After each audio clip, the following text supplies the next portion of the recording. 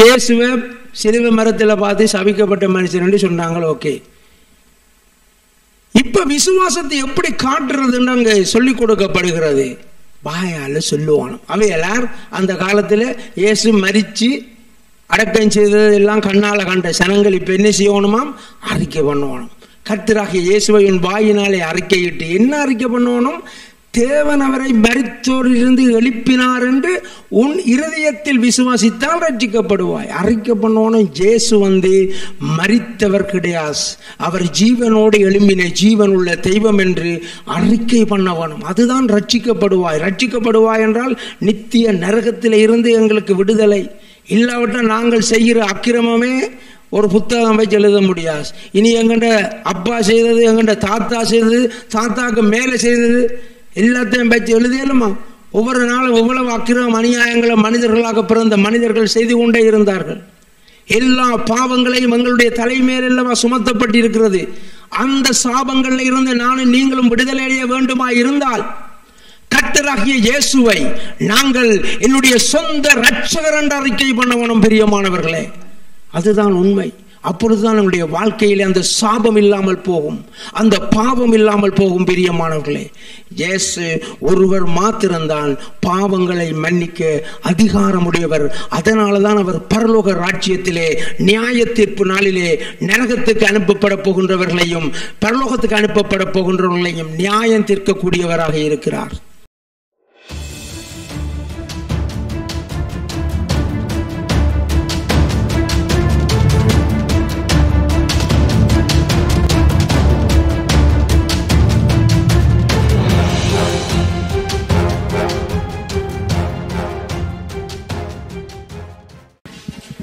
ஆண்டவருடைய வார்த்தைக்கு நேராக நாங்கள் ஆயத்தமாகவும், நீங்கள் யார் சேர்ச்சுக்கு இன்றைக்கு வருவீங்க, யார் வரமாட்டீங்கன்னு எனக்கு தெரியாது. ஆனால் இந்த மெசேஜ் இன்றைக்கு எனக்கும் கஷ்டமாக இருக்கும், உங்களுக்கும் கஷ்டமாக இருக்கும். ஆனாலும் நானும் நீங்களும் ஆவியானவருக்குள்ள கர்த்தருக்குள்ள ஆண்டவற்ற பிள்ளைய வாழ்கிறதால வருகின்ற ஆசீர்வாதங்களை சுதந்திரிக்கிறதுல நாங்கள் ஜாக்கிரதையாக நாங்கள் கேட்போம். கர்த்தருடைய வசனத்துக்கு கேட்டு நடுங்குகிறவனையே நோக்கி பார்ப்பேன். அதனால ஒவ்வொரு நாளும் ஆண்டவருடைய வசனங்கள் வரைக்குள்ள நாங்கள் பயப்படணும். நீங்கள் நினைக்கிறீங்களா நான் ஊழியம் செய்கிறது நெஞ்சை நிமித்தி கொண்டு வந்து ஏறி நிற்கிறேன் என்று? ஒவ்வொரு நாளும் தேவ பயத்தோடு தான் வந்து நிற்கிறேன் நான். அதனால தாழ்மையோட இந்த வார்த்தைகளுக்கு செவிமடுப்போம், கவனிப்போம். ரோமர் 8:14 மேலும் எவர்கள் தேவனுடைய ஆவியினாலே நடத்தப்படுகிறார்களோ அவர்கள் தேவனுடைய புத்திரராய் இருக்கிறார்கள். கர்த்தராகிய இயேசு கிறிஸ்து இந்த பூமிக்கு வந்து என்னையும் உங்களையும் ரட்சித்து, சவுண்ட் கொஞ்சம் குறையும், ஆண்டவருடைய சமூகத்திலே சேர்க்கும்படி அவர் பெரிய காரியங்களை செய்து ஜீவனை விட்டார் என்று சொல்லி நாங்கள் பார்க்கிறோம். தம்முடைய சொந்த ஜீவனை சிலுவையிலே கொடுத்தார் என்று சொல்லி நாங்கள் பார்க்கிறோம். அவருடைய நோக்கம் ஒன்றே ஒன்றுதான், மீண்டும் நாங்கள் தேவனுடைய புத்திரர்களாக மாற வேண்டும் என்பதற்காக கரங்களை தட்டி இயேசுவை மகிமைப்படுத்துவோம். ஆமென். இயேசு கிறிஸ்து எதற்காக தம்முடைய ஜீவனை கொடுத்தார் என்றால், தேவனுடைய புத்திரராக, தேவனுடைய பிள்ளைகளாக நானும் நீங்களும் அவருடைய பிள்ளைகளாக வாழ வேண்டும், மாற வேண்டும் என்பதற்காகத்தான் அவர் இந்த காரியத்தை செய்தார். பிரியமானவர்களே, யார் தேவனுடைய புத்திரர்களாக வாழ முடியும்? வாசிப்போம் மீண்டும். எவர்கள் தேவனுடைய ஆவியினாலே நடத்தப்படுகிறார்களோ அவர்கள் தேவனுடைய புத்திரராய் இருக்கிறார்கள். எவர்கள் தேவனுடைய ஆவியினாலே நடத்தப்படுகிறார்களோ, பரிசுத்த ஆவியானவர் என்னையும் உங்களையும் நடத்தினால் மாத்திரம்தான் நானும் நீங்களும் தேவனுடைய பிள்ளையாய் வாழ முடியும். பிரியமானவர்களே, இதைத்தான் நானும் நீங்களும் கவனிக்க வேண்டிய காரியம். பரிசுத்த ஆவியானவர் என்னையும் உங்களையும் நடத்தி கொண்டிருக்க வேண்டும். நடத்தாவிட்டால் நாங்கள் தேவனுடைய பிள்ளைகளாக வாழவே முடியாது. பிரியமானவர்களே, பரிசுத்த ஆவியானவர் ஒவ்வொரு நாளும் நடத்த வேண்டும். அசுத்தம், பிசாசு, இந்த அசுத்த ஆவிகளுடைய கிரியைகள் நமக்குள்ளே இருந்தால் ஒரு நாளும் நானும் நீங்களும் தேவனுடைய புத்திரராக வாழ முடியாது. கவனித்துக் கொள்ள வேண்டிய காரியம் இதுதான். பரிசுத்த அபிஷேகத்தினால நிரம்பி வழிகின்ற ஆண்டாக இருக்க வேண்டும். பரிசுத்த ஆவியானவரை மறுதலிக்க கூடாது. பரிசுத்த அபிஷேகத்தினால் நிரம்பி வழிகின்ற பிள்ளைகளாக நாங்கள் இருந்தால் மாத்திரம்தான் தேவனுடைய பிள்ளைகளாக சாட்சியாக வாழ முடியும். இதுதான் உண்மையான காரியம். பரிசுத்த ஆவியானவரால் நிரம்பி வழிகின்ற இந்த வருஷத்துக்குள்ளே அந்த அனுபவத்தை பற்றி நடக்க வேண்டும். கவனிப்போம் ரோமர் 8:7. எப்படி என்றால் மாமிச சிந்தை தேவனுக்கு விரோதமான பகை, அது தேவனுடைய நியாய பிரமாணத்துக்கு கீழ்ப்படியாமலும் கீழ்ப்படிய கூடாமலும் இருக்கிறது. இங்கு நாங்கள் பார்க்கின்ற காரியம் மாமிச சிந்தை தேவனுக்கு விரோதமான பகை. நாங்கள் மாமிசத்திலே எப்படிப்பட்ட காரியங்களை செய்தாலும், பகைமை, சண்டை, யுத்தம், வாக்குவாதம், எரிச்சல், பொறாமை எதுவாய் இருந்தாலும் அது தேவனுக்கு விரோதமான பகை. பிரியமானவர்களே, நானும் நீங்களும் மற்ற மனுஷர்களை பகைக்கிறவர்களாக இருக்கக்கூடாது. பிரியமானவர்களே, நாங்கள் தேவனுடைய பிள்ளைகளாக இருந்தால் மற்ற மனுஷர்களோட வாக்குவாதம் பண்ணுகிறவர்களாக, சண்டை பண்ணுகிறவர்களாக இருக்க முடியாது. நாங்கள் மன்னிக்கிறவர்களாக, அன்பு காட்டுறவர்களாக இருக்க வேண்டும். கரங்களை தட்டி இயேசுவை மகிமைப்படுத்துவோம். ஆமென். மன்னிக்கிறவர்களாக, மற்றவர்களை நேசிக்கிறவர்களாக, தேவனுடைய பிரதிபலிப்புள்ள நாங்கள் பிம்பமாக காணப்பட வேண்டும். பிரியமானவர்களே, மாமிச சிந்தையோட இருந்து யாரும் சண்டை பிடிக்க கூடாது. குடும்பத்தில் மாமிசத்தில் சண்டை பிடிக்க கூடாது. உறவினர்களோட மாமிசத்தில் சண்டை பிடிக்க கூடாது. தேவனுக்கு விரோதமான பகை என்று சொல்லப்பட்டிருக்கிறது. கர்த்தருக்கு விரோதமாய் வாழ்ந்து கொண்டு நானும் நீங்களும் என்னத்துக்கு ஆசைப்படக்கூடாது? ஆண்டவருக்கு ஊழியம் செய்கிறோம் என்று யாரும் சொல்லக்கூடாது. கர்த்தருக்கு பிரியமான பிள்ளைகளாய் வாழ வேண்டும். பரிசுத்த ஆவியினாலே நிரப்பப்பட வேண்டும். பரிசுத்த ஆவியினால் நிரப்பப்பட்டால் மாத்திரம்தான் நானும் நீங்களும் தேவனுடைய புத்திரனாக வாழ முடியும். பிரியமானவர்களே, ஆகவே தேவ ஜனமே, இது செய்தி எல்லாருக்கும் தான், எனக்கும் தான், உங்களுக்கும் தான். பரிசுத்த ஆவியானவர் இன்றைக்கு முதலாவது ஞாயிற்றுக்கிழமை இப்படியான ஒரு செய்தியை தரும் பொழுது நான் கஷ்டப்பட்டேன். ஆனாலும் இந்த செய்தி எல்லாருக்கும் ஒரு பிரயோஜனமான ஆசீர்வாதத்தை கொண்டு வரும். பிரியமானவர்களே, உண்மையான மனம் திரும்புதலை கொண்டு வர வேண்டும். இந்த வருஷத்தின் முதலாவது ஞாயிற்றுக்கிழமையே பரிசுத்த ஆவியானவர் நம்முடைய சபையிலே இடைப்படுகிறதற்கு காரணம், நானும் நீங்களும் பரிசுத்தமான மனவாட்டிய சபையாக இயேசுவின் வருகையிலே காணப்படுவோம். கரங்களை தட்டி இயேசுவை மகிமைப்படுத்துவோம். ஆமென். இயேசு கிறிஸ்துவினுடைய வருகைக்கு ஆயத்தமாக்குவதுதான் சபை. சபை ஒரு நாளும் பாவத்தை கண்டித்து உணர்த்தாமல் எல்லாரையும் காணிக்கைக்காக praise the lord brother, praise the lord sister, நீங்க சூப்பராக செய்றீங்கள் என்று சொல்லி யாரையும் தவறான வழிநடத்தல் செய்து காசம் மட்டும் சம்பாதிச்சு கொண்டிருக்கிற சர்ச் கிடையாது. உண்மையாகவே இயேசு கிறிஸ்துவினுடைய வருகைக்கு ஆயத்தமாகிற திருச்சபை. ஆண்டவர் சிறைச்சாலையில் இருக்கும் பொழுதே எனக்கு இந்த தரிசனத்தை தந்தார்.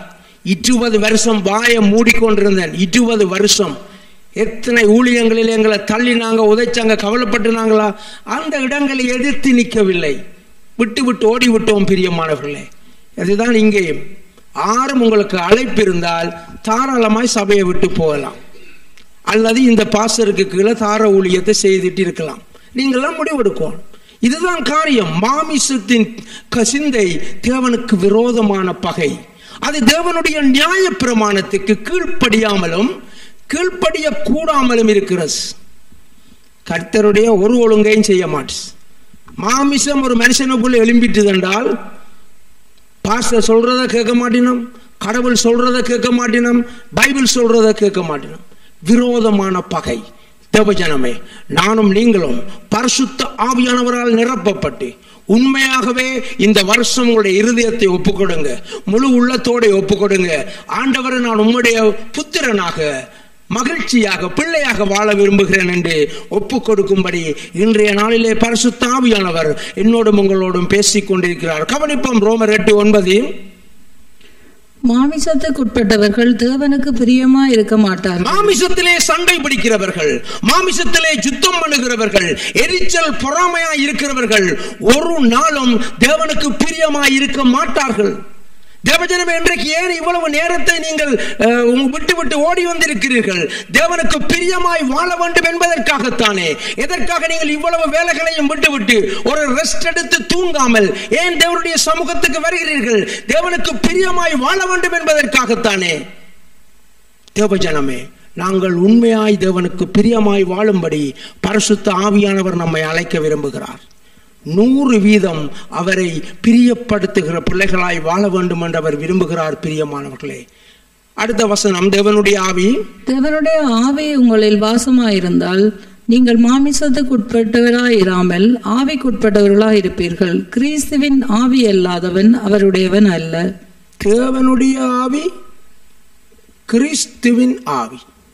யோசிச்சு பாருங்க, நாங்கள் தேவனுடைய பிள்ளைகளா இல்லாவிட்ட மற்றதின்ற பிள்ளைகளா, பிசாசின்ற பிள்ளைகளா? தேவஜனமே, என்னையும் உங்களையும் படைத்த கடவுள் என்னத்துக்கு அழைச்சிருக்கிறார்? பரிசுத்தராய் இருக்கிறது போல என்னையும் உங்களையும் பரிசுத்த பிள்ளையாய் இருக்கும்படி அழைச்சிருக்கிறார். ஒரு நாளும் ரட்சிக்கப்பட்டு ஞானஸ்நானம் எடுத்தவர்கள் ஆல்கஹால் குடிக்கக்கூடாது. உங்களுடைய சரீரத்தை நீங்கள்லாம் கெடுக்கிறீங்க, தேவனுக்கு பிரியமில்லாத காரியங்களை செய்கிறீங்க. யாரும் ஆல்கஹால் குடிக்கக்கூடாது, யாரும் புகைக்கக்கூடாது. இதுதான் யதார்த்தம், இதுதான் உண்மை. நாங்கள் எல்லாத்தையும் செய்து கொண்டு தேவனுக்கு பிரியமாய் வாழ முடியாது பிரியமானவர்களே. அது நானா இருந்தாலும் சரி, நீங்களா இருந்தாலும் சரி, ஒரு நாளும் அதை செய்யக்கூடாது. தேவனுடைய ஆவியானவர் நமக்குள்ள இருந்தால் என்னதான் பிஸ்கி பிராண்டியை கொண்டாந்து வச்சாலும் எங்களுக்கு சக்தி தான் பெறும். ஒரு கரங்களை தட்டுவோமா, தேவனை மகிமைப்படுத்துவோமா? நான் ஒரு காலம் அப்படித்தான் இருந்த நாங்கள். எப்படி ஒரே நாளில் விட்டு நாங்கள் பரிசுத்த ஆவியானவர் வந்தார், அவ்வளவுதான். ஒரே நாளில் நாங்கள் எப்படி விட்டு நாங்கள் எங்களுக்குள்ள பரிசுத்த ஆவியானவர் வந்தபடியினால. தேவஜனமே, இன்றைக்கு சினிமாவுக்கு அடிமையாக இருக்கிறார்கள். எந்த நேரம் போனில் ஏதாவது தட்டி கொண்டிருப்பார்கள். பிசாசு. இது பரிசுத்த ஆவியினால் நிரப்பப்பட்ட பிள்ளைகளை எல்லாரும் எந்த பிள்ளைகளையும் தான் நிறுத்தி வச்சிருக்கேன் போவனா என்று சொன்னான். ஏன்? எல்லாரும் தெரிஞ்சிருக்க வேண்டிய காரியம். தேவனுக்கு பிரியமாயிருக்கிறோம் என்று சொல்லி யாரும் யாரையும் ஏமாற்ற முடியாது. நரகத்தின் வாசல்ல நிற்கிறதா எங்களுக்கு இவ்வளவு காலமும் பிரயாசப்படுகின்றோம்.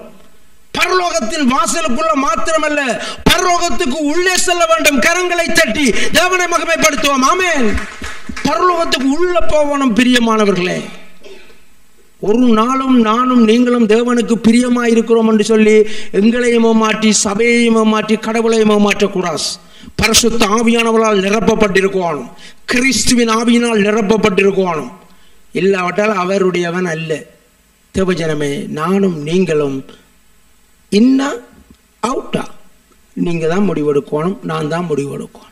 அதனால ஆண்டவருக்கு பிரியமானபடி வாழ இன்றைய நாளிலே பரிசுத்த ஆவியானவர் என்னையும் உங்களையும் இந்த திருச்சபையையும் அழைக்கிறார். கவனிப்போம். 1 கொரிந்தியர் 12:3.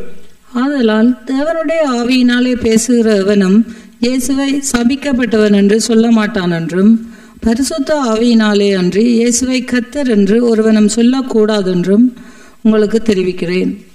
இயேசுவை கொண்டு சிலுவையிலே அரைஞ்சு கொண்டாங்க. இயேசுவோட 2 கல்லர், உண்மையில 2 கல்லரோ 50-60 பேர் இருந்தாங்களோ தெரியாது. அந்த காலத்தில் சிலுவையிலே அரைஞ்சுதான் கொள்றது யாரு? இந்த கிரிமினல் கேஸ் எல்லாத்தையும். அதனால இயேசுவையும் அவங்களோட கிரிமினலாக தான் பார்த்தாங்க. இந்த சேர்ச்சை அடிக்க போறோன்றார். அது ஆனால் உண்மையாக அவங்களுக்கு தெரியும், அவர் வார்த்தையை மாற்றுறார். அதுதான் புதிய ஏற்பாடு. அங்கால கல்லெறிஞ்சு கொல்லுன்றாங்க, விபச்சார பெண்ணை பிடிச்சந்து கல்லெறிஞ்சு கொல்லுன்றாங்க. அவர் மன்னிச்சு விடுறார், அவர் மாற்றுறார், புதிய ஏற்பாட்டை கொண்டு வரார், அன்பின் பிரமாணத்தை கொண்டு வருகிறார், கிருபையை கொண்டு வருகிறார். அதனால அவங்க என்ன செய்யறாங்க? நாங்கள் எல்லாம் இங்க பெரிய பாஸ்டர்மார், நாங்கள் எல்லாம் இங்க பெரிய ஆசாரியர்கள், நாங்கள் எல்லாம் இங்க பெரிய வேத பாரகர்கள், எங்களுக்கு இருக்கிற மரியாதையை விட இந்த இயேசுவுக்கு பின்னுக்கெல்லாம் சனமும் அலையுது. அதனால அவரை போட்டு தள்ளிடுவோம் என்று சொல்லி அவங்க முடிவெடுத்து சிலுவையில அறையிறாங்க. அப்ப பார்க்கிற சன நினைக்கிறாங்க, ஓ சபிக்கப்பட்டவனவனும் மரத்திலே கொல்லப்படவனும், ஓஹோ அப்ப இவர் சபிக்கப்பட்ட ஒரு மனுஷன், பாவம், யாருக்கு பிறந்தாரோ தெரியாது. எத்தனை கதைச்சிருப்பினம் அந்த யோசேப்பின் பொடியன், மற்றது மரியாளின் பொடியன், எவ்வளவு கதைச்சிருப்பினம். தேவனுடைய ஆவியினாலே பேசுகிற எவனும் இயேசுவை சபிக்கப்பட்டவன் என்று சொல்ல மாட்டான். மற்றாக்கள் எல்லாரும் பாவம், என்ன சபிக்கப்பட்ட மனுஷன், பாவம், மரத்தில் தொங்கி செத்து போனார். பரிசுத்த ஆவியினாலே அன்றி இயேசுவை கர்த்தர் என்று ஒருவனும் சொல்லக்கூடாது. கரங்களை தட்டி இயேசுவை மகிமைப்படுத்துவோம். இயேசுவே கர்த்தர் என்று நாங்கள் அறிக்கை பண்ணுகிறோம். ஆமென், ஆமென். இயேசு கிறிஸ்து அவர் இந்த பூமியிலே மனிதனாக பிறந்ததாக புத்தன் காந்தியோட இணைச்சு பேச முடியாது. ஆனால் இயேசு கிறிஸ்து வானத்தையும் பூமியையும் உண்டாக்கின தெய்வம் என்பதை மறக்கக்கூடாது பிரியமானவர்களே. இதுதான் உண்மை யதார்த்தம். அதனால நானும் நீங்களும் ஆண்டவருடைய சமூகத்தில் செய்ய வேண்டிய இந்த காரியங்களை என்னென்ன ஆண்டவருடைய சமூகத்தில் நாங்கள் வாழுவதற்கு செய்ய வேணுமோ அதை மாத்திரம் செய்வோம். மாமிச சிந்தை எங்களுக்கு வேண்டாம். அது பகை, விரோதம், யுத்தம், எரிச்சல், பொறாமை, சண்டை, இது தேவையில்லை. யாருக்கும் தேவையில்லை. எல்லாரையும் மன்னிப்போம். எத்தனையோ பேர் எங்களுடைய வேலைத்தலங்களில் எங்களுக்கு விரோதமாக செய்து கொண்டிருக்கிறார்கள், ஊழியங்களிலே செய்து கொண்டிருக்கிறார்கள், குடும்பங்களிலே உறவுகளிலே செய்து கொண்டிருப்பார்கள். நானும் நீங்களும் தேவனுடைய புத்திரர் என்றால் இந்த பகைமை இந்த விளையாட்டுக்குள்ள ரங்கக்கூடாது. எங்களுக்கு தீங்கு செய்கிறார்களை பார்த்து சிரிச்சு போட்டு தூச தட்டுற மாதிரி தட்டி போட்டு எல்லாம் கர்த்தர் பார்த்துக்கொள்ளார்கள் போய்கொண்டே இருக்குவான். திருப்பி நின்று அடிக்கக்கூடாது. இதுதான் தேவனுடைய பிள்ளைகள் செய்ய வேண்டிய காரியம். பரிசுத்த ஆவியினால் மாத்திரம்தான் நானும் நீங்களும் இயேசுவை கர்த்தர் என்று சொல்ல முடியும். கவனிப்போம் ரோமர் 10:9. என்னவென்றால் கர்த்தராகிய இயேசுவை நீ உன் வாயினாலே அறிக்கையிட்டு தேவன் அவரை மரித்தோரிலிருந்து எழுப்பினார் என்று உன் இருதயத்திலே விசுவாசித்தால் ரட்சிக்கப்படுவாய். அப்ப நாங்கள் பார்க்கிற காரியம், இயேசுவை சிலுவை மரத்தில் பார்த்து சபிக்கப்பட்ட மனுஷன் என்று சொன்னாங்க. ஓகே, இப்ப விசுவாசத்தை எப்படி காட்டுறதுன்னு அங்க சொல்லிக் கொடுக்கப்படுகிறது. வாயால சொல்லுவானோ. அவையெல்லாம் அந்த காலத்துல இயேசு மரிச்சு அடக்கம் செய்தது எல்லாம் கண்ணால கண்ட சனங்கள் இப்ப என்ன செய்யணுமாம்? அறிக்கை பண்ணணும். கர்த்தராகிய இயேசுவை உன் வாயினாலே அறிக்கையிட்டு என்ன அறிக்கை பண்ணணும்? தேவன் அவரை மரித்தோரிலிருந்து எழுப்பினார் என்று உன் இருதயத்தில் விசுவாசித்தால் ரட்சிக்கப்படுவாய். அறிக்கை பண்ணணும். இயேசு மரித்தவர் கிடையாது, அவர் ஜீவனோடு எழும்பின ஜீவன் உள்ள தெய்வம் என்று அறிக்கை பண்ணவனும். அதுதான் ரட்சிக்கப்படுவாய். ரட்சிக்கப்படுவாய் என்றால் நித்திய நரகத்தில் இருந்து எங்களுக்கு விடுதலை. இல்லாவிட்டால் நாங்கள் செய்கிற அக்கிரமமே ஒரு புத்தகம் வச்சு எழுத முடியாது. இனி எங்கண்ட அப்பா செய்தது, எங்கண்ட தாத்தா செய்தது, தாத்தாக்கு மேலே செய்தது எல்லாத்தையும் வச்சு எழுதியலுமா? ஒவ்வொரு நாளும் எவ்வளவு அக்கிரம அநியாயங்களை மனிதர்களாக பிறந்த மனிதர்கள் செய்து கொண்டே இருந்தார்கள். எல்லா பாவங்களையும் எங்களுடைய தலைமையிலவா சுமத்தப்பட்டிருக்கிறது. அந்த சாபங்களில் இருந்து நானும் நீங்களும் விடுதலை அடைய வேண்டுமா இருந்தால் கர்த்தராகிய இயேசுவை நாங்கள் என்னுடைய சொந்த இரட்சகர் என்று அறிக்கை பண்ணவனும் பிரியமானவர்களே. அதுதான் உண்மை. அப்பொழுதுதான் நம்முடைய வாழ்க்கையிலே அந்த சாபம் இல்லாமல் போகும், அந்த பாவம் இல்லாமல் போகும் பிரியமானவர்களே. இயேசு ஒருவர் மாத்திரம்தான் பாவங்களை மன்னிக்க அதிகாரமுடையவர். அதனாலதான் அவர் பரலோக ராஜ்யத்திலே நியாய தீர்ப்பு நாளிலே நரகத்துக்கு அனுப்பப்பட போகின்றவர்களையும் பரலோகத்துக்கு அனுப்பப்பட போகின்றவர்களையும் நியாயம் தீர்க்கக்கூடியவராக இருக்கிறார். கவனிப்போம் 1 கொரிந்தியர் 16:22. ஒருவன் கர்த்தராகிய இயேசு கிறிஸ்துவிடத்தில் அன்பு கூறாமல் போனால் அவன் சபிக்கப்பட்டவனாய் இருக்க கடவன். கர்த்தர் வருகிறார். நாங்கள் பார்க்கிற காரியம், கர்த்தராகிய இயேசு கிறிஸ்துவிடத்தில் அன்பு கூறாமல் போனால் அவன் சபிக்கப்பட்டவனாய் இருக்க. கடைசியெல்லாம் சிக்கல கிடைக்கலாம். இயேசு சிலுவையில தொங்கினார், அவரை சபிக்கப்பட்டவன் என்று சொன்னாங்க. இப்ப கர்த்தராகிய இயேசு கிறிஸ்துவை அன்பு செய்யாவிட்டா சபிக்கப்பட்டவன். கர்த்தராகிய இயேசு கிறிஸ்துவை நாங்கள் அன்பு கூறாம போறோம்டா, கர்த்தராகிய இயேசு கிறிஸ்து யார்? சபை. சபைக்கு தலையானவர். வேத வசனம். இயேசு கிறிஸ்து என்ன இருக்கு? அவர் தான் வசனம் என்று சொல்லப்பட்டிருக்கு. தேவனுடைய வசனம். கிறிஸ்துதான் சபை. கிறிஸ்துவின் சரீரம்தான் சபை. கிறிஸ்துதான் சபைக்கு தலையானவர்.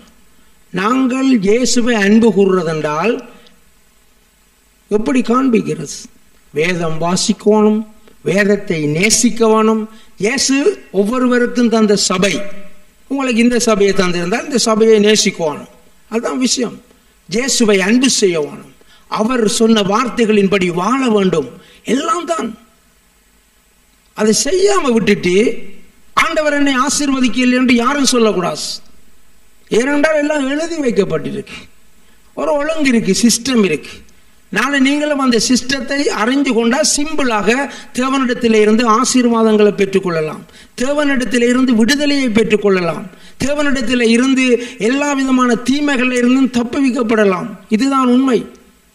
ஆகவே நானும் நீங்களும் இயேசு கிறிஸ்துவிடத்தில் அன்பு கூறும்படி இன்றைய நாளிலே பரிசுத்த ஆவியானவர் என்னையும் உங்களையும் அழைக்கிறார். கர்த்தர் வருகிறார் என்று எழுதப்பட்டிருக்கிறது. வாசிப்போம் தொடர்ந்து. அப்போஸ்தலர் 13:9-10. அப்பொழுது பவுல் என்று சொல்லப்பட்ட சவுல் பரிசுத்த ஆவியினால் நிறைந்தவனாய் அவனை உற்று பார்த்து, எல்லா கபடம் எல்லா பொல்லாங்கும் நிறைந்தவனே, பிசாசின் மகனே, நீதிக்கெல்லாம் பகைஞனே, கர்த்தருடைய செம்மையான வழிகளை புரட்டுவதில் ஓயமாட்டாயோ? இங்கே நாங்கள் பார்க்கின்ற காரியம் இதுதான். ஒரு கூட்டம் அந்தியோக்கியா பட்டணத்தில் ஒழுங்கு செய்யப்பட்டிருக்கிறது. அங்கு எல்லாரும் வந்து கூடியிருக்கிறார்கள். ஒருவன் குழப்பி கொண்டிருக்கிறான், சபையை குழப்பி கொண்டிருக்கிறான். பவுல் என்ன செய்கிறார்? பரிசுத்த ஆவியினால் நிரம்பி அப்படியே உற்று பார்க்கிறார். அவ்வளவுதான். ஆளுக்குள்ள என்ன இருக்குது? மற்றது இருக்குது. பிசாஸ் சபையை குழப்பி கொண்டிருக்கிறார். அங்கே அந்தியோக்கியா பட்டணத்தில் எல்லா கபடமும் எல்லா பொல்லாங்கும் நிறைந்தவனே, கவனமா இருக்கும், பிசாசின் மகனே, நீதிக்கெல்லாம் பகைஞனே. பாருங்க பிசாசின் லிஸ்ட பவுல் சொல்றார். கர்த்தருடைய செம்மையான வழிகளை புரட்டுவதில் ஓய மாட்டாயோ? ஆண்டவர் ஒரு ஒழுங்க சபையில வச்சிருந்தால் அதை ஒரு தரம் மாற்றக்கூடாது, தலகீழாக்க கூடாது, எல்லாம் பெர்ஃபெக்டா இருக்கும். அதுதான் பரிசுத்த ஆவியானவர், ஒரே ஆவி. இதுதான் காரியம். பிசாசனுடைய கிரியைகள் என்ன செய்தாம்? எல்லாத்தையும் உடைக்குது. குடும்பத்தை உடைக்குது, சபைகளை உடைக்குது, தேசம் முழுக்க, இந்த சுவிஸ் தேசம் முழுக்க சேர்ச் என்றாலே நாரடிக்கப்பட்டிருக்கு. பிசாசின் பிள்ளைகள் யாரும் ஊழியம் செய்யக்கூடாது. சாட்சி இல்லாமல் போனபடியினால இந்த தேசத்தில் எவ்வளவு ஆபத்தான காரியம். ஊழியர்களுக்காக உண்மையாக ஜெபிக்கணும். ஊழியர்களை உண்மையான உத்தமம் என்று நீங்கள் அறிஞ்சு கொள்ற ஊழியர்களுக்காக ஜெபிக்கணும். பிரியமானவர்களே, எவ்வளவு போராட்டம் தெரியுமா ஒரு சபையை கட்டி எழுப்புவது. அந்தியோக்கியா பட்டணத்தில் அநேக ஜனங்கள் வந்து கூடியிருக்கிறார். வசனத்தை வாய்ச்சி பாருங்க. ஒரு தனது சபையை குழப்பி கொண்டிருக்கிறான். தேவ ஜனமே, நானும் நீங்களும் தேவனுக்கு பிரியமானதை செய்யணும். இல்லாவிட்டால் புதிய ஏற்பாட்டிலே இருக்கிற காரியத்தை தான் சொல்றேன். வாசிப்போம் 13, 11, 12. இதோ இப்பொழுது கர்த்தருடைய கை உன்மேல் வந்திருக்கிறது. சில காலம் சூரியனை காணாமல் நீ குருடனா இருப்பாய் என்றான். உடனே மந்தாரமும் இருளும் அவன் மேல் விழுந்தது. அவன் தடுமாறி கையிலாகு கொடுக்கிறவர்களை தேடினான். அப்பொழுது அதிபதி சம்பவிப்பதை கண்டு கர்த்தருடைய உபதேசத்தை குறித்து அதிசயப்பட்டு விசுவாசித்தான். 2 விஷயத்தை கவனிக்கணும். ஒன்று, அவன் குருட கண் தெரியாம போகிறான். யார்? இந்த குழப்பினவர். இந்த பட்டணத்தில் என்ன நிம்மதியா ஊழியம் செய்ய விடாமல் அந்த காலத்தில் இந்த துன்பப்படுத்தின எத்தனையோ பேர் குடும்பமாக இன்றைக்கு சேர்ச் இல்லாமல் ஞாயிற்றுக்கிழமை அழுது கொண்டிருக்கிறாங்க. கவலையா இருக்கு. ஒரு நாளும் கர்த்தருடைய ஊழியங்கள்ல தேவையில்லாத காரியங்கள் எங்களுக்கு தெரியாவிட்டால் தலையிடக்கூடாது. இங்க பாருங்க, குருடன் என்று சொன்னால் வெறும் கண் குருடு மாத்திரமல்ல. இன்றைக்கு சேர்ச்சுகள் 5 சேர்ச் இருக்கு லுசன்ல. ஒரு சேர்ச்சுக்கும் போயிடாம இருக்கிறாங்க, சேர்க்க மாட்டாங்க.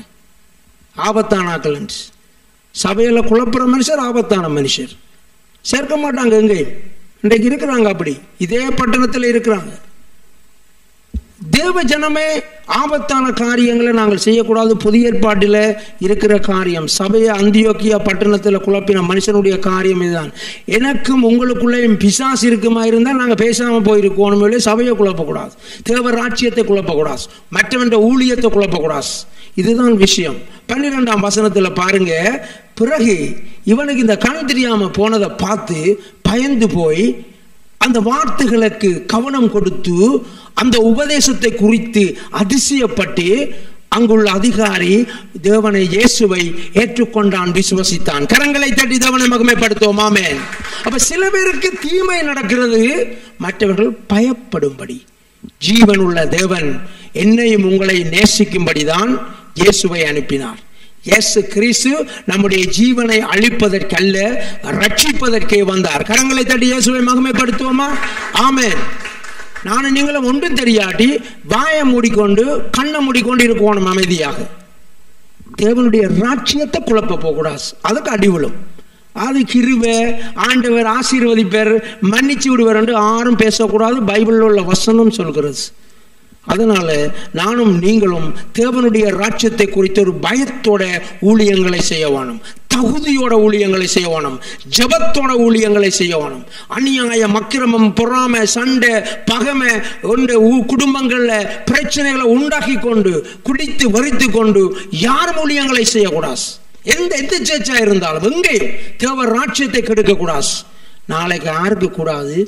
குடும்பங்களுக்கு கூடாது, பிள்ளைகளுக்கு கூடாது. கவனமாயிருக்கணும். உத்தமனாயிருந்த ஜோபுக்கு இந்த நிலைமை என்றால் பாவியாயிருக்கிறார்களுக்கு என்ன நிலைமை? கவனமாயிருக்கணும் நானும் நீங்களும். அப்போஸ்தலர் 5:3-4 கவனிப்போம். பேதுரு அவனை நோக்கி, அனனியாவை நிலத்தின் கிரயத்தில் ஒரு பங்கை வஞ்சித்து வைத்து பரிசுத்த ஆவியினிடத்தில் போய் சொல்லும்படி சாத்தான் உன் இருதயத்தை நிரப்பினது என்ன? அதை விற்கும் முன்னே அது உன்னுடையதா இருக்கவில்லையோ? அதை விற்ற பின்பும் அதன் கிரயம் உன் வசத்தில் இருக்கவில்லையோ? நீ உன் இருதயத்திலே இப்படிப்பட்ட எண்ணம் கொண்டதென்ன? நீ மனுஷனிடத்தில் அல்ல தேவனிடத்தில் போய் சொன்னாய் என்றான். தேவஜனமே, சபையில உள்ள தேவ பிள்ளைகள் ரட்சிக்கப்பட்டு ஞானஸ்தானம் எடுத்தவர்கள் ஒரு நாளும் பொய் சொல்லக்கூடாது. ஒரு நாளும் பொய் சொல்லக்கூடாது. ஊழிய விஷயங்கள்ல இன்னும் பொய் சொல்லக்கூடாது. பரிசுத்த ஆவியினிடத்திலே பொய் சொன்னபடியினால சாத்தான் உன் இருதயத்தை நிரப்பினது என்ன? அப்ப நாங்கள் பார்க்கிறோம், ஒன்று பரிசுத்த ஆவியானவர் கிரியை செய்யவனும், இல்லாவிட்டால் சாத்தான் கிரியை செய்யவனும். நானும் நீங்களும் யாருக்கு எங்களுடைய இருதயத்தை கொடுக்க போகிறோம் என்று இன்றைய நாளிலே பரிசுத்த ஆவியானவர் எங்களுடைய சபையை, என்னையும் உங்களையும் பார்த்து கேட்கிறார். கர்த்தருக்குள்ள நாங்கள் நிரப்பப்பட்டிருக்கணும், பரிசுத்த ஆவியினால நிரப்பப்பட்டிருக்கணும். பிரியமானவர்களே, ஒரு நாளும் நாங்கள் தேவனுடைய ராஜ்யத்தில் நாங்கள் ஒரு காலமும் நாங்கள் பொய் சொல்லுகின்ற காரியங்களை செய்யக்கூடாது. தொடர்ந்து கவனிக்கின்ற காரியம். ஆகவே நாங்கள் பார்த்தோம், இயேசு கிறிஸ்துவை சபிக்கப்பட்டவர்கள் என்று சொன்னார்கள். இயேசு கிறிஸ்துவை அன்பு செய்யாவிட்டால் அவர்கள் சபிக்கப்பட்டவர்கள் என்று நாங்கள் பார்த்தோம். அப்போஸ்தலனாகிய பவுல் சபையை குழப்பற ஒருவனை சபிச்சு போடுறதை பார்க்கிறோம். ஆனால் அப்போஸ்தலனாகிய பவுல் பரிசுத்த ஆவியினாலே நிரம்பி அவனை உற்று பார்த்து சொல்கிறதை நாங்கள் பார்க்கிறோம். பேதுரு பயங்கரமான ஒரு ஊழியக்காரன். அவரும் புதிய ஏற்பாட்டில் பாருங்களேன், பொய் சொன்ன குடும்பத்தை அங்கே கேள்வி கேட்கிறத நாங்கள் பார்க்கிறோம். அவங்க 2 பேரும் மரிச்சு போனாங்க. தேவ ஜனமே, நானும் நீங்களும் ஆண்டவருக்கு முன்பாக உண்மையாயிருக்கணும், எல்லாவற்றிலும் உண்மையாயிருக்கணும். உங்களை நான் இந்த தசமபாகம் 10% கொண்டு வந்து போட சொல்லி கேட்கிறேன் நான் இல்லையே? அது நீங்களும் கர்த்தரும். சபையில இருந்து கொண்டு காசு இல்லாட்டி காணிக்க போடாட்டி வேறு, ஆனால் இங்கே இருந்து கொண்டு வேற ஊழியங்களுக்கு அனுப்பி வேற ஊழியங்களை நீங்கள் தாங்கினால், சபையில் உள்ளாக்களை சொல்றேன், எங்களுடைய சபைக்கு ஒவ்வொரு ஞாயிறும் பாராக்களை சொல்றேன், இருந்தால் எங்களுடைய சபைக்கு நீங்க உண்மை இல்லைன்ற அர்த்தம். ஊழியக்காரனுக்கு உண்மை இல்லைன்ற, ஊழியக்காரன் களவெடுக்கிறவன் கள்ளன் என்று சொன்னால் நீங்கள் 1% போட தேவையில்லை. இந்த ஊழியக்காரனை நம்பினீங்கள் என்றால் சபைக்குத்தான் முதலிடம் கொடுக்கணும்.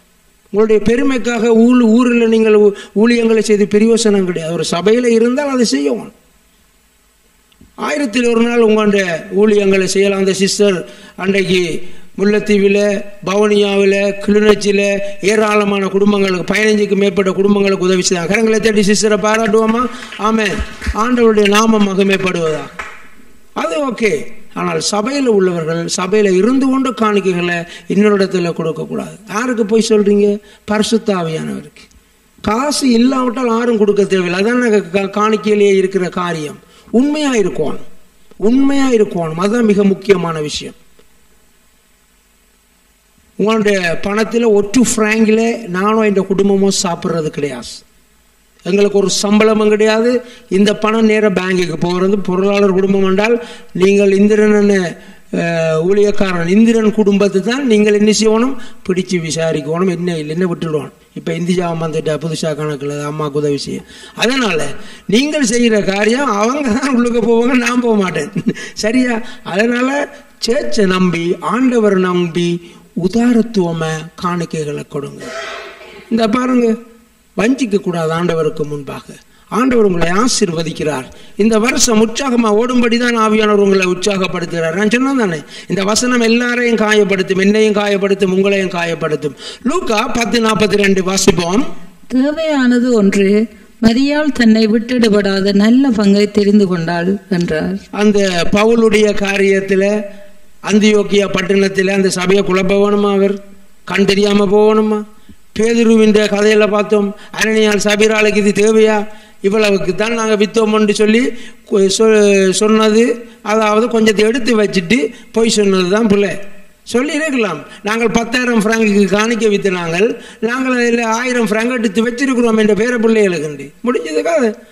ஆனால் 10,000 பிராங்குக்கு தான் வித்து நாங்கள் முழுப்படி கொண்டு வந்திருக்கோம். ஏனென்று சொன்னால் அந்த நாட்களில் எல்லாரும் அப்படி செய்து காணிகளை விற்று முழு காசையும் கொண்டு வந்து சபைக்கு கொடுத்தாங்க. அதனாலதான் இவங்க பார்த்துட்டு தாங்களும் அப்படி செய்ய போறோம்னு சொல்லி போட்டு ஒரு கொஞ்சம் காசு அங்கே அப்படி எடுத்து வச்சுட்டு இவ்வளவுக்கு தான். அதுதான் நடந்த விஷயம். இதுக்கெல்லாம் சாகணுமா, இது பேதுருவுக்கு இது தேவையான எனக்கு தெரியாது. ஆனால் பரிசுத்த ஆவியானவர் 2 இடத்துல நின்றுக்கிறார் என்று தெரியுது வசனத்தின்படி. அதனால தேவஜனமே, எனக்கும் உங்களுக்கும் தேவையில்லாத விஷயங்கள் தேவையில்லை. ஆண்டவர் உங்களுக்கு எனக்கும் உங்களுக்கும் தர நல்ல பங்கு எது? இயேசுவினுடைய பாதத்தில் உட்கார்ந்து இருக்கிறது. நம்முடைய சபைக்கு வாராக்கள் 6வது பாசராவணம் என்றாவது வாரம் நீங்களா இல்லையே?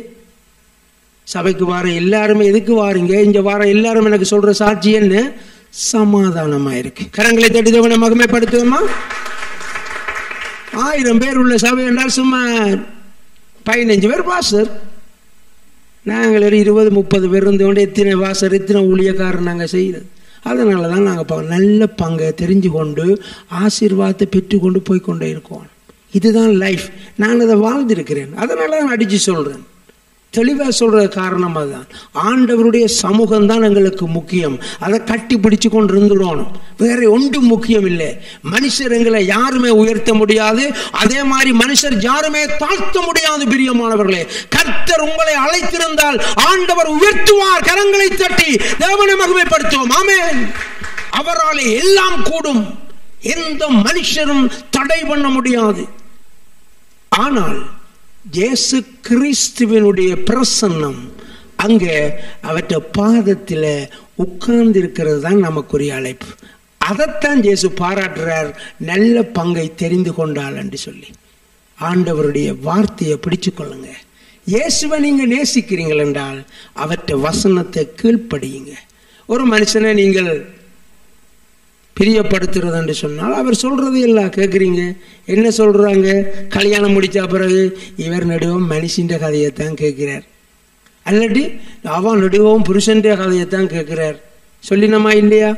அதே மாதிரி ஒரு மனுஷனை நாங்கள் ரெஸ்பெக்ட் பண்றது என்றால், அன்பு செய்கிறோம் என்றால் அந்த வார்த்தையை நாங்கள் கேட்கிறோம். அதுதான் ஜீசஸ் வேர்ட் ஆஃப் காட். ஆண்டவற்ற வார்த்தையை கேட்கிறதுல நாங்கள் அதிக கவனம் செலுத்துவோம். வேற ஒன்றையும் நோக்கி நாங்கள் ஓட தேவையில்லை. தேவன் எங்களை தெரிந்து கொண்டால் நிச்சயமாய் என்னையும் உங்கள் ஒவ்வொருவரையும் ஆண்டவர் உயர்த்த அவர் உண்மை உள்ளவராயிருக்கிறார். ஒரு நாளும் ஆண்டவர் ஒரு சோம்பரியை கொண்டு வந்து ஒரு ஊழியத்துக்கு நிறுத்த மாட்டார். யோனா ஒரு சோம்பரியா கிடையாது.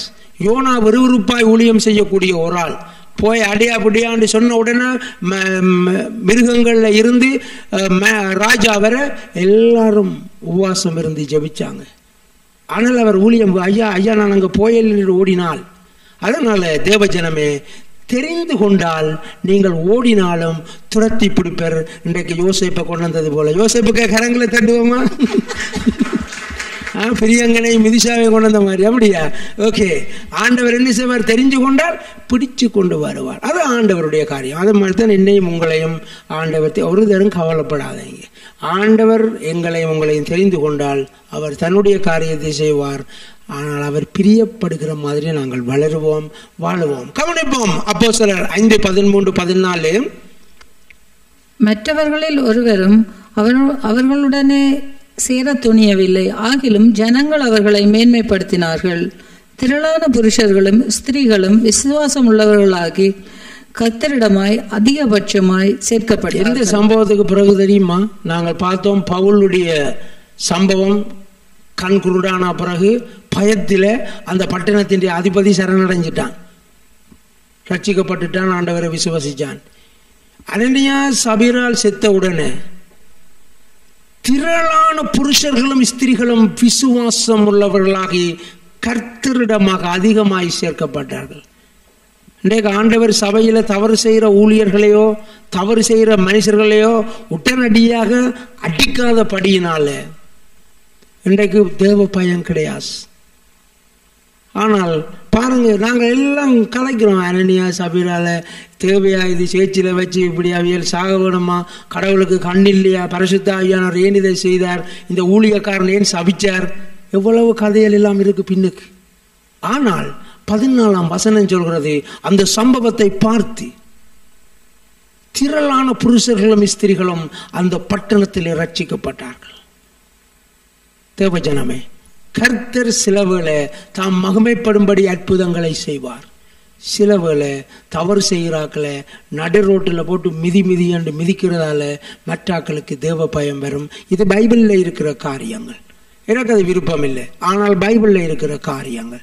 யாரையும் அடிக்கவோ தண்டிக்கவோன்னு நாங்கள் யாரும் விரும்புகிறதில்லை. அதுதான் இயேசு கிறிஸ்துவினுடைய இருதயம், அதுதான் உண்மை. மேய்ப்பனுடைய இருதயம் அப்படித்தான் இருக்கும். எங்க நாங்கள் பார்க்கிறோம், மோசே எத்தனை தடவை ஆண்டவரிடத்தில் பரிந்து பேசுகிறத நாங்கள் பார்க்கிறோம். மோசைக்கு விரோதமாக எவ்வளவு பேசினார்கள் பார்த்தீங்களா? தேவஜனமே, நானும் நீங்களும் இந்த காரியங்கள் ஏன் நடந்தது என்ற கேள்வி நமக்குள்ளே வருமாயிருந்தால் அதை பார்த்து மற்றவர்கள் இங்கே ரட்சிக்கப்பட்டார்கள் என்ற கீழே உள்ள வசனங்களை நாங்கள் பார்க்க வேண்டும். வாசிப்போம். எபேசியர் 3:20-21. நாம் வேண்டிக் கொள்ளுகிறதற்கும் நினைக்கிறதற்கும் மிகவும் அதிகமாய் நமக்குள்ளே கிரியை செய்கிற வல்லமையின்படியே நமக்கு செய்ய வல்லவராகி அவருக்கு சபையிலே கிறிஸ்து இயேசுவின் மூலமாய் தலைமுறை தலைமுறைக்கும் சதா காலங்களிலும் மகிமை உண்டாவதாக. ஆமென். ஏன் நாங்கள் பார்க்கின்ற காரியம், நாம் வேண்டிக் கொள்கிறதுக்கு நினைக்கிறதுக்கு மிகவும் அதிகமாக நமக்குள்ளே கிரியை செய்கிறவர் யார்? பரிசுத்த ஆவியானவர். நமக்கு செய்ய வேண்டிய வல்லவராயிருக்கிற அவருக்கென்றார் காட், பிதாவானவருக்கு. சபையிலே கிறிஸ்து இயேசுவின் மூலமாய், சபையில இருக்கிறவர் இயேசு கிறிஸ்து, தலைமுறை தலைமுறைக்கும் சதா காலங்களிலும் மகிமை உண்டாகும். நாங்கள் எங்களுக்கு தெரியும் சத்தியம், படத்தில் போட்டிருக்கிறேன். பிதா, குமாரன், பரிசுத்த ஆவியானவர் 3 பேரும் சேர்ந்து ஒரே பேர் தான். என்ன பேர்? அதுக்கு பேர் காட், தேவன். இயேசு ஒரு கடவுள், பரிசுத்த ஆவியானவர் ஒரு கடவுள், பிதாவானவர் ஒரு கடவுள் கிடையாது. எங்களுக்கு 3 கடவுள் கிடையாது, ஒரே கடவுள், ஒரே தேவன். ஆனால் 3 நபர்கள், பிதா, குமாரன், பரிசுத்த ஆவியானவர். 3 பேரும் இங்கே கிரியை செய்கிறார்கள். பரிசுத்த ஆவியானவர் நம்மை நிரப்ப வேண்டும். நாங்கள் சபையிலே இயேசு கிறிஸ்து மூலமாக பிதாவுக்கு மகிமையை செலுத்த வேண்டும். அதுதான் சபை. ஆசீர்வாதம் நிரம்பி வழிந்தோடும். Come and see. நம் கண்ணீர் யாவையும் இயேசு துடைத்திடுவார். உடைய தேவன் எழுந்தருள்வார். J. Mission Church, Mosüslistraße 32, 6032 Emmen, Luzern. Halleluja, Halleluja, அவருக்கே மகிமை. Halleluja, Halleluja, அவருக்கே கனம். Halleluja, Halleluja, அவருக்கே துதிகள். Halleluja, Halleluja, அவருக்கே புகழ்ச்சி. உடைய தேவன் எழுந்தருள்வார். எனக்காக யுத்தம் பண்ணுவார்.